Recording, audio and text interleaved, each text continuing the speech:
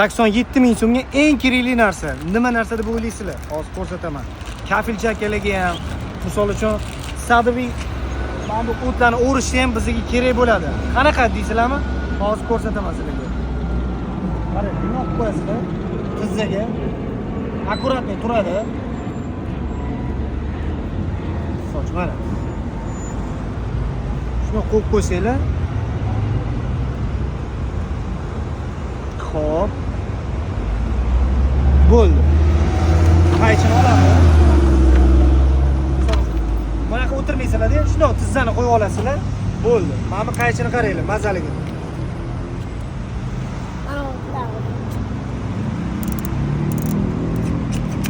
Ha, akkuratni. Buni narxi 88 ming so'm, mana o'zida yozilgan. Buni narxi 87 ming so'm. Bo'ldi, ishinglar bitta. Gazonokosirka ham shart emas. Buni ustunlik taraf bilasizlar, mana gullar ekilgan. Gullarning orasida gazonokosirka ishlatsanglar, gulni kesib ketishi mumkin.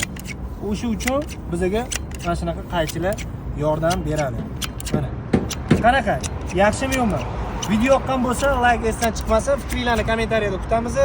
88 mingga arziydimi yo'qmi? Eng qizig'i buni ko'ryapsizlar mana. Mana bu joyda o'tkazib qo'ysanglar, aylantirib, mana bunaqasiga ham ishlatsanglar bo'ladi, mana. Teskari ham qilib. Turadi. 88 mingga arzisa kerak. Fikringizni kommentariyada kutaman. Kerakli instrumentlarmi yoki yo'q?